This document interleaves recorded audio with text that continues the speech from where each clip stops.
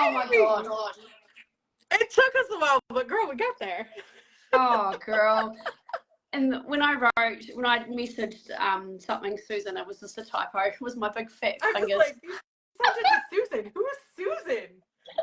I mean, I'm always down for a new adventure, but who's Susan? Oh, I love it. I love it. Well, I'm so excited to finally have you on. How are you? I'm so good. I'm feeling much better after our session this morning. And now that you've helped redo the storytelling framework, which people won't know what I'm talking about, but if nothing else, that is an incredible way of the way you do that. Really, I think we probably underestimate the difference it makes. Although, okay, well, let's back up a little because I'm not sure everybody understands what you're talking about. So, Amy Scott is from New Zealand. She actually lives in Dunedin. She's incredible. She hosts these incredible DOTS communication workshops where she teaches people how to communicate effectively using their dots. And she even has a theme song, guys. There's a theme song. Yeah, see, DOTS communication, all of the stuff. And Amy can send you all the links. You can find out more about what she does. But Amy came to me. How did we meet originally, Amy? Do you even remember? Yeah, we've known each other for a while. Yeah, we were both at a women's retreat, business women's retreat in Fiji. Right. In Fiji, that's right. We met in Fiji, and Amy was there to speak about dots. I, of course, was there to speak about writing books. We connected, and I think from the second Amy and I connected, it was kind of like sisters from another country.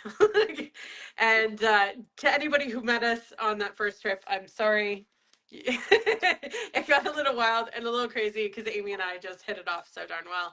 But it was such a fun experience.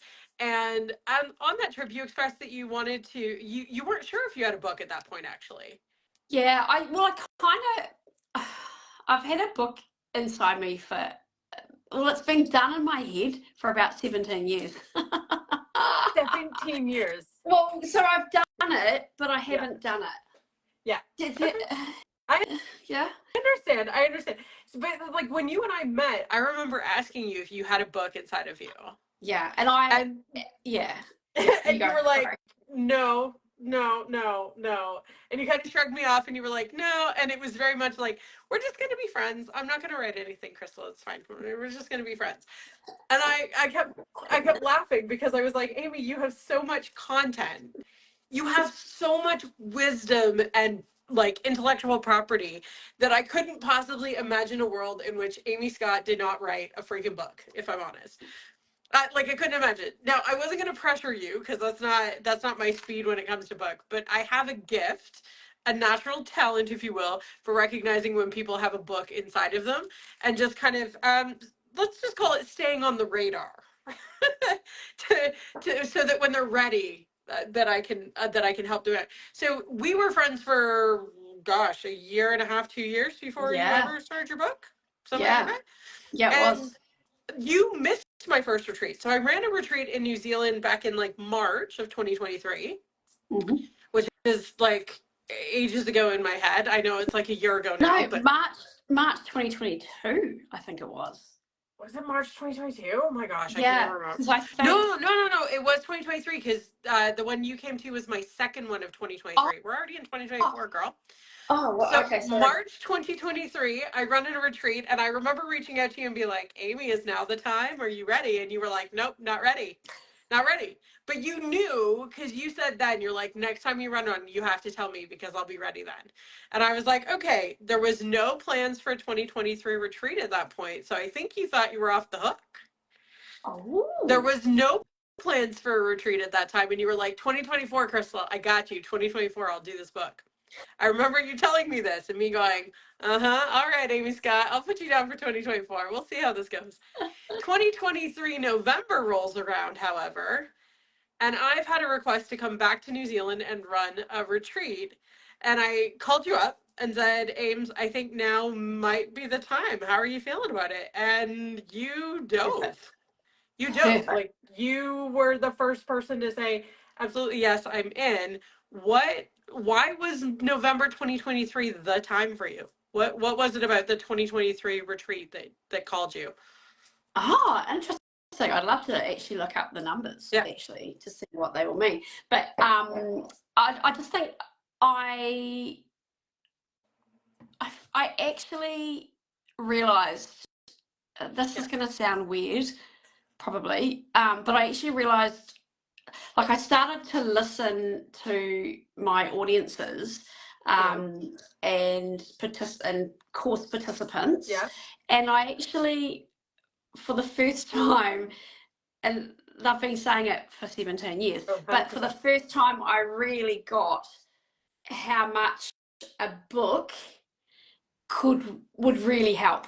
Like, not just a little booklet that they take away from a training or something, but something. Because you have that.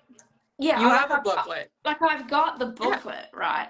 But actually the book has got more of my essence and energy, and I think, or it will have.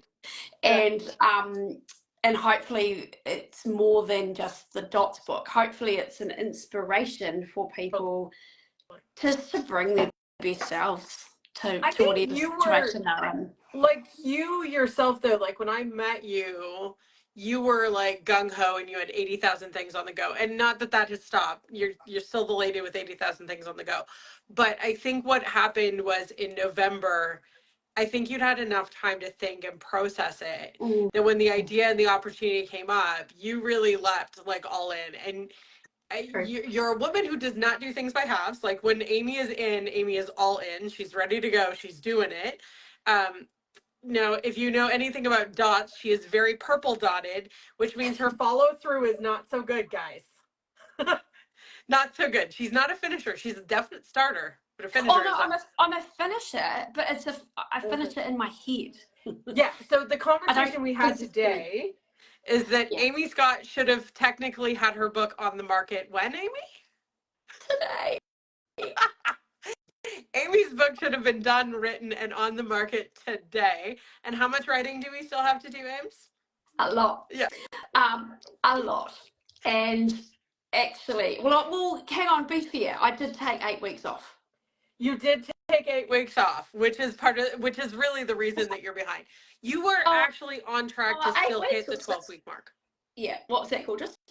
You were actually still on the mark to basically hit your 12 weeks if you keep going. Yeah. Like, in terms of actual coaching, the 12 weeks of coaching. Yes. You were still on the mark for 12 weeks of coaching. The only challenge was Amy decided that she needed to have a vacation. She got herself engaged and blinged up. Ooh. She got herself blinged up, and then she took a vacation, which we can't fault her for. I mean, it happens. But that did throw off the book writing tangent. So now we're back, and we had our first call back today, which should have been your published date, but that's okay. It's now your get back to writing day. Yeah. But tell me a little bit about the Createcation. You showed up, and your Createcation with me was a little bit different because, as you know, my husband and I renew our wedding vows in every country of the world, and we decided to renew our vows with people that were coming to the retreat and our friends the day before the retreat, literally the day before the retreat. And Amy actually officiated our vow renewal just for funsies, because she's known us for quite a while now. So we had some good times with that. But beyond that fun little, like, sidetrack before the retreat, what were you expecting the retreat to be like? It's hard to say. I expected it to be hard, but in a boring, hard way. Only mildly offended. No. I think that's what I needed, was that. So I think that's why I was thinking, this was going to be very structured, sit down, right. But what happened though was far more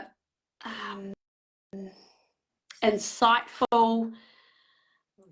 I actually felt, and I was looking through my notes this morning before we caught up, actually. Oh my God, you still have your notebook. Oh, I love this. Okay. Right. Look at her. And I was reading through my notes, and it was so much more than a writing retreat. Okay, you were with me for 3 days. Look how many notes you took. My goodness. Yeah, like, there was so much content, and it was amazing content, and it was life-changing.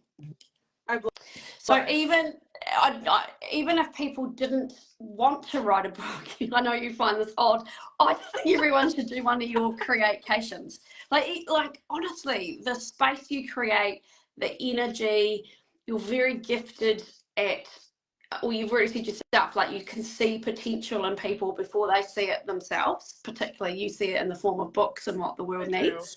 Yeah. But in terms of yeah, like it's incredible. It's best thing ever. I think everyone should write a book. I'm with you.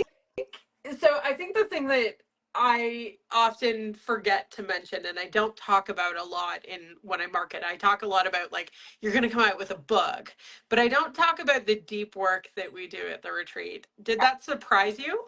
Yeah, it did. I get, like, you're 4 times New York best time, like New York Times bestseller. I have 4 of those things behind me. Yeah. Okay, cool. Right. So it's no surprise to me that you're clever and that you're gifted in this craft. Right. That's a given. I think this speaks more to my own my own worry about learning, right? In terms of, were you going to give me the freedom to go as fast as I wanted or as slow as I needed? Yeah. And you did. You actually provided boundaries and structure, but within that there wasn't either. So anyone that's a bit purple and chaotic like me, amazing. But also, like, I was really lucky. Like, you attract high caliber people to your events, like high caliber. So here I am at this retreat with yourself and with Avril Henry, who is just a phenomenal leader from Australia. And we both had really quite different needs, but it all worked. Like, the magic occurred. Absolutely.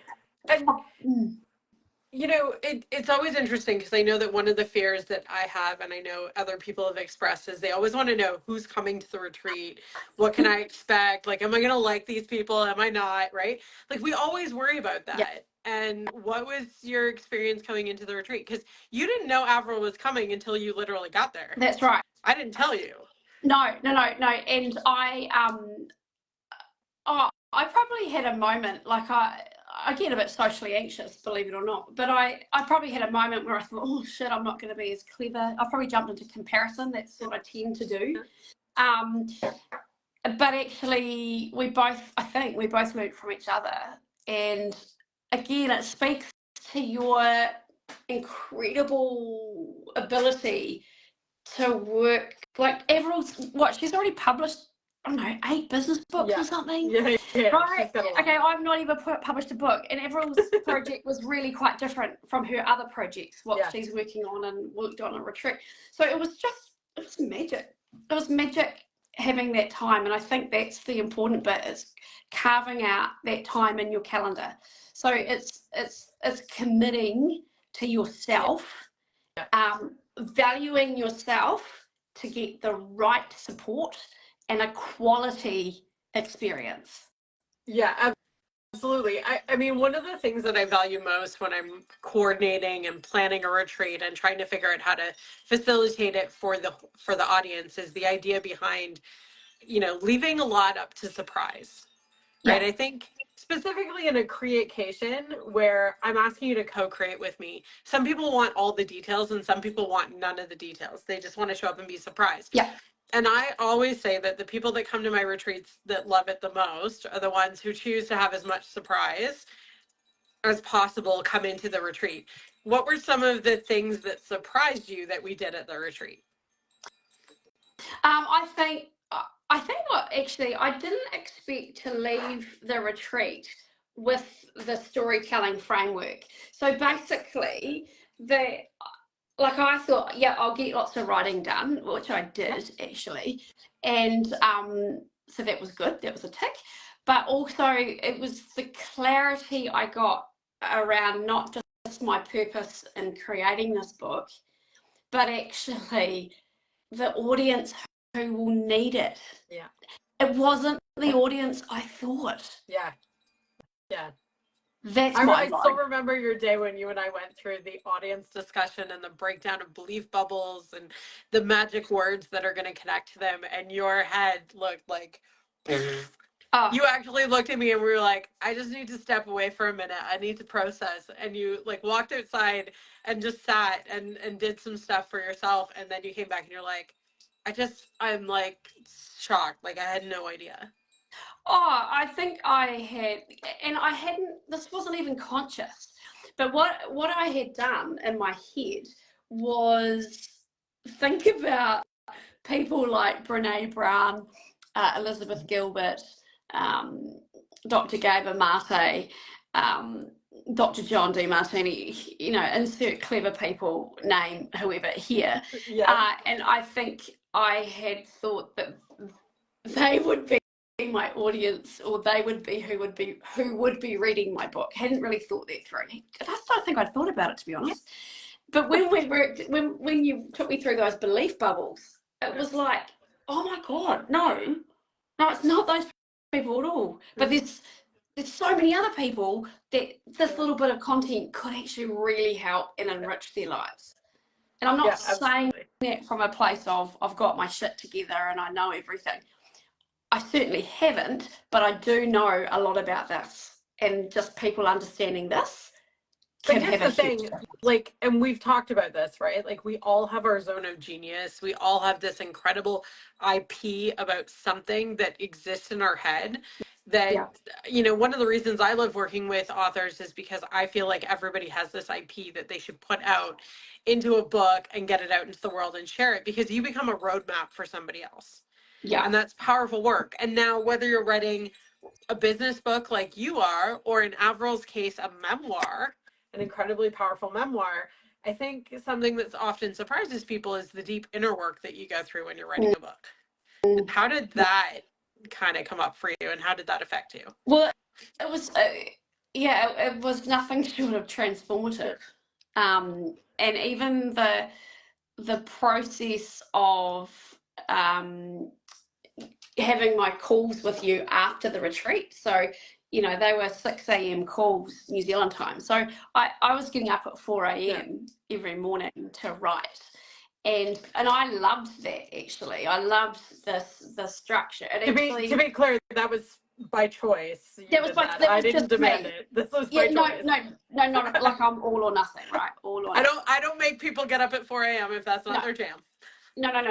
But remembering that, whilst I'm writing the book, I'm still speaking at conferences. I'm still delivering training during the day. So for me, they were the slots of time that I could carve out to really focus and work. And and actually, that was actually, do you know what? That's quite interesting, because when you look at that, there's a lot of stuff that we can get done and do in short amounts of time. So I think when I also I also had the belief, because thinking that those amazing people who were going to pick up my book stopped me from writing it, because it was never going to be good enough, right? So that was one excuse: self-sabotage, self-protection, if you may, whatever it is. The other thing is, I think I also had a picture in my mind that my office had to be perfect. I had to have 6 hours or 8 hours clear a day to possibly write one chapter. When actually, when I had, those deadlines a couple times a week to meet, it was pretty amazing the stuff that I could get through. Yeah, and I mean, every coaching call is always the same, right? So it's like once a week or twice a week, depending on what you choose. And your homework is due 24 hours before our call. And so you get into a routine and a rhythm with the writing. And a lot of people, and this is a misnomer, a lot of people feel that a rhythm or a routine, I can't be creative like that. Oh, I'm not in flow like that. And I actually find it's often the opposite, that when we put time in our calendars to actually do the work, we can actually get a lot more done than just waiting for it. It feels counterintuitive, doesn't it, actually, by actually putting a structure around it that enabled me to create in that slice of time. Which is also amusing with your purple dot. Oh, your chaotic my yellow purple dot ended up loving the boundaries and the structure and the system. And the strategy, so just to explain to anybody watching what the strategy is, the strategy is really a system and a tool that I teach people of how to lay out your book chapter by chapter, so that at any point when you go in to write a chapter, you already know the stories you need to tell. You already know what you need to talk about in terms of those types of details for your book. You know what the context is and why you're trying to like stress this point. So you're never ever questioning like, oh geez, you know what? I don't even remember what I was supposed to put in that page or that section. You have a very clear outline and it makes it super simple. You're never off track because you know exactly what you need to say, right? Absolutely. So for somebody like Amy, who had to take time off in between her writing, it's so much easier to come back and pick up knowing, oh gosh, okay, we were on chapter 6 and we were talking about yellow dots, and now I need to do the exact same chapter, but I need to write it for a purple dot. Got it. Absolutely. Yeah. Amazing. And actually, you say that like it's so obvious, but until I sat down with you, because all the information's in my head and it's in a muddle, but actually sitting down with you and mapping that out was transformative. And look, I'm a little bit unusual in that my IP that I'm in this book, and like you said earlier, I've got another 8 in me, but for this book anyway, and let's get this one birthed first before I get distracted by the next one. We'll get to the other 8 later. Yeah. But this IP isn't mine, but I have a license, like I own the license to deliver. I have all of the permissions from the owner of the IP to actually create the book and get it out there. So I get that that's possibly a unique proposition than other people. But and you and I have talked about this, even though you have permission to use this IP and whatever, over the course of teaching it X amount of times and doing this work, you have added and developed and layered on top of it. And even as you and I were discussing belief bubbles and who your ideal client was, we were tying it into your dots communication and going, well, Amy, the easiest way to understand that is that this person is a red and this person's a purple dot. And you were able to grasp it so much deeper. And I've even seen elements of what I taught you crossing over into your dots and coming out in your book, which is so cool to see. It's true co-creation, isn't it? It is true co-creation. Talking about the retreat, so it's not all writing, right? Like, we did have some fun. No, you took us on an adventure, and we got to hang out with animals. Oh, it was so fun. And I remember being a bit resistant to doing that, because I remember going, what we're going to spend, I can't remember whether it was a morning or like it was a couple of hours or something. Shouldn't we just be writing? Like that was the yellow dot Amy and me. Should we just be writing, using that time to write? But then actually, whilst we were out and about, and the playfulness it encouraged, and then I think it helped me be more curious for the rest of the weekend, to be honest. Yeah, so I mean, if you've ever read The Artist's Way, which is a great book, by the way, The Artist's Way it's The Artist's Way by Julia Cameron. Yeah, it is. Yeah, great book, actually. So if you've ever read it, Julia talks about doing something called an artist date, which is kind of where the concept of this actually started from. And the idea is you take people out and you have a unique experience that lets their inner child play. Lets that creative self that never had the boundaries and somebody telling the critic, telling them they couldn't. And so as soon as we open that up for people, it's amazing what starts to spill out, because we start to have fun again and we start to get more playful and more creative and more open. And so I like to, depending upon the group of people, I either like to start my retreats with a fun adventure or finish it. But it's always something different. So you guys got to go play with animals, which was super fun. And I remember your resistance, because you literally looked at me like, and I think you actually even said to me, I think I'm just going to stay back and take a nap. And I looked at you and said, I don't think so. Get in the car. Let's go. And I kind of forced the issue, because I knew that you were going to get stuck in, I'm supposed to be here. This is supposed to be serious work. And I'm a firm believer that writing is serious work, but it's also playful, fun work. I love that, and thank you, because here's the other thing that really blew my mind. Again, wasn't consciously aware of it. I'm a lawyer by trade. Yeah. I practiced as a lawyer for just over 8 years. I did fisheries work, I did commercial work, I did conveyancing, criminal law, family law. I did not realise that when I went to write, I started writing like a lawyer. Yes, you did. Like, okay, no offense to lawyers, but lawyers aren't writing books, they're writing for a point, which was shutting down any joy, I guess, or removing any doubt. Yeah, you're very careful as a lawyer, really, when you're writing, which makes sense. So I really had to learn how to be more creative, Amy, in my writing again. It was almost like the moment someone said to me, you need to put that in writing, lawyer Amy just came to the fore. Yeah, it was literally like you became very factual instead of a storyteller all of a sudden. Yeah. Which is really interesting because I have had the pleasure of watching Amy on stage multiple times, and she is an effervescent storyteller when she is on stage. It is fluid, it is seamless. She dances from one story to the next. But you put a pen and a piece of paper in front of her, and suddenly she's like, this legal document shall not be copied for any reason at any time for any measure, or God help you. Like, hilarity, how quickly you turned into a lawyer. And I remember the first chapter you wrote for me at the retreat. I looked at you and went, Amy, are you writing a law book? And you were like, no, why?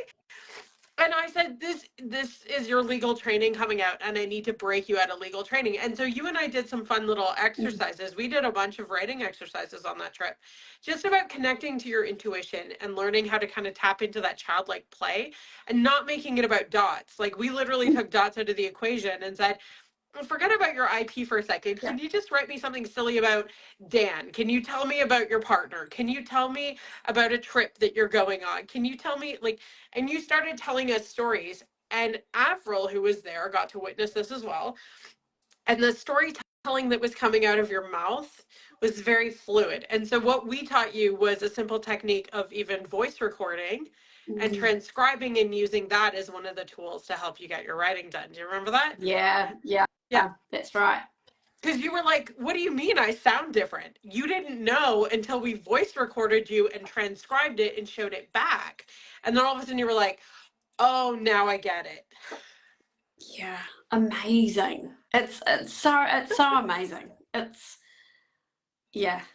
And I wonder, Crystal. Oh, I wonder some of those business books that I've struggled through over the years, or just given up on, actually haven't even finished.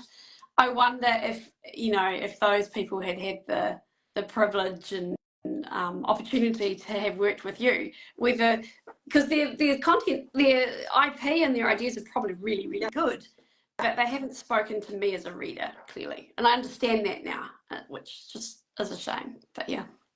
It's the idea of there are many ways to write a book. There's only one way you can write a book, and that's your way. And my job, or I feel like my responsibility, my job in teaching people how to write books and how to write better, is really to unlock that inner child inside of them that has a voice and wants to be heard. Yeah. And wants it to be playful and fun. And so sometimes when we read things back, I'm like, were you excited to read that back? Because if you weren't excited to read that back, other people might not be excited to read that back either, right? Yeah. And so, the running joke, and I told you this, I was like, Amy, stop pretending you're speaking to a legal team. I want you to think like you're telling me this story at a bar over a beer. And once you started doing that, your writing transformed. It was totally different. 100%. Night and day. Yeah. Because Amy at a bar is very fun, for the record. Like, for anybody who's considering getting Amy's book later, it is a lot of fun now. If we had let her continue with the lawyer speak, you would have been like, Amy Scott, who is that girl? That book is propping up my table next week.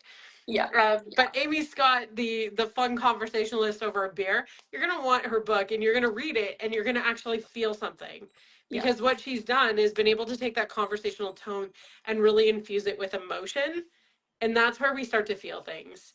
And so her and I often laugh and joke as we're writing her book about stories, because my husband is a red dot and I am very purple dot, and Amy is a very yellow dot, and her partner is a very blue dot. So we have a good conversation where each of us is our own dot colors and goes, oh, well, that's how we show up in the world, huh? Okay, cool. So good. It's so good. So much fun. Yeah. Speaking of the retreats, Yes. I mean, I think one of the concerns that people may have or question is like, what are the accommodations like? Oh, 5-star. Right. Are you kidding? Yeah. And I wasn't, yeah, very bougie. I wasn't worried about that at all, but that's because I personally know you. So we had our own rooms. In fact, we even had our own bathrooms. The house was beautiful, like where we stayed. It was huge. I think it was a 6-bedroom place. Lovely backyard. Lovely.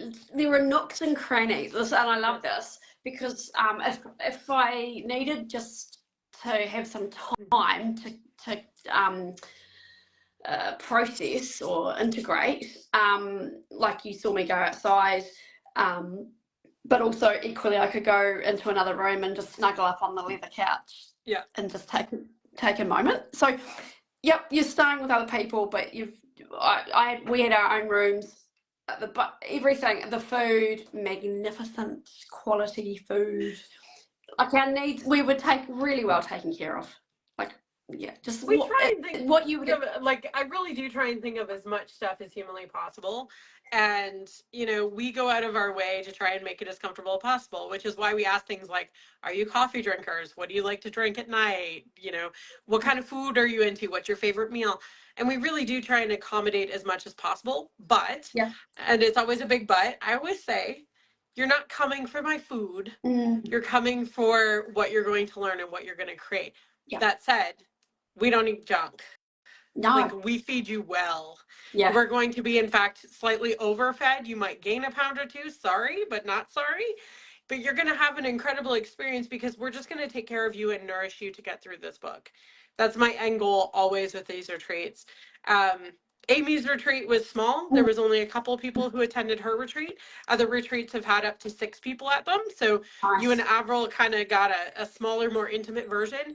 But the same thing happens at all of the retreats. And what I want people to walk away with is the idea that they can in fact do it. And new for 2024, and something that you sign on for after the retreat, I made you an offer to stay on and coach your book and finish your book in 12 weeks. Yeah. That's now going to be included in the 2024 retreats. If that was included in 2023, knowing what you know now, would you have just been like, forget it, take my money, let's just do this? Oh, 100%. Yeah, 100%. Yeah. I wouldn't even hesitate. Like, to me, it always just made more sense. Like, if you're going to commit to coming to the retreat, let's just commit to getting your book done together. Yeah. Let's just go all in and commit and get the book done together. So now you come to the Createcation, which is usually like a Thursday night to a Sunday. Yeah. We give you all the foundational tools. We work at the strategy. We start writing. You get a lot of one-on-one talk and time with me. And then you go home and we immediately launch into your book coaching. So we're meeting once a week anyway, continuing while you work. I'm, developmentally editing as you go. And 12 weeks later, ta-da, we have a manuscript ready to go and ready for editing, printing, and publishing, which I think is a great experience. So in under 4 months, you can essentially publish your book if you're going self-publishing. Now, if you want to go with a mainstream publisher, it may take longer, of course. But if you're self-publishing in under 4 months, you've got a book, which is really unheard of in this industry. Kind of rare. But I'm of the mindset, I want people to get out there and I want your books to like start selling, you to stand on stages and really get your IP working for you. And the longer it takes us to write it, yes, there's value in doing that, but you can always edit, add second versions, third versions, create subsequent standoff chapters and all that beautiful stuff, which is why you have like 9 books in you. You can do all of that, but we have to start somewhere. And I think for most people, 12 weeks and a book that they can actually see on a shelf and on Amazon and sell and love is a great way to kind of get started. I think it's, honestly, it's if if anyone's watching this and they are considering that they have a book inside them, and by the way, spoiler alert, everyone does. So why not just get on with it? Like, book in, you won't regret it. And don't underestimate, you create the most amazing environment. So there's a real, and I got to spend time and meet like Avril properly, and so, and you say like sometimes there are 6 people, but that's still 6 different glorious souls for you to connect with and learn from and teach. Like it's beautiful. And help each other out. Like you and Avril still connect and support one another, kind of rib each other on when one of you's behind on a chapter and stuff. So it's this beautiful experience for me.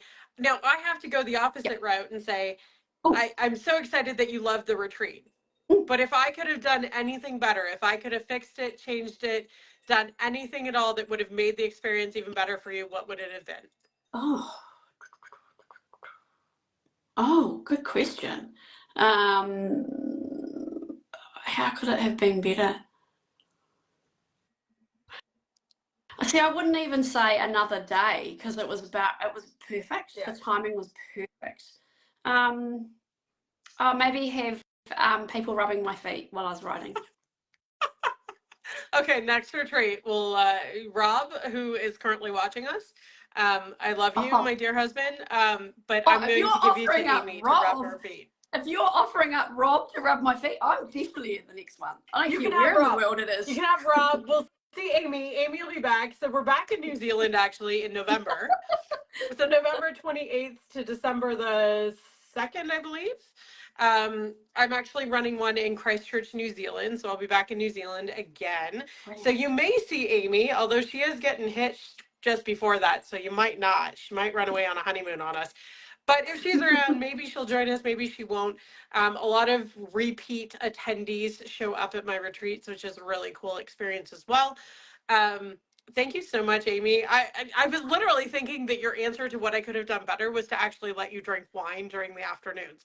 Because so the rule on retreat is we don't drink till after 6, because I need you sober and clear-headed to do most of your writing. And Amy, day 1 was like, I can't have a glass of wine with lunch? Rude. I was like, I love you. I have so much to teach you that the wine will slow you down. Was I right or was I right? You were right. You were right. And we did have wine in the evenings always, and it was delightful. Beautiful. And a wonderful experience. But you come to write, we have a lot of fun doing it. We play games. We cheer each other on. There's a lot of laughter. There's also a lot of tears, which I think surprises people. People are surprised at how many tears this work actually produces.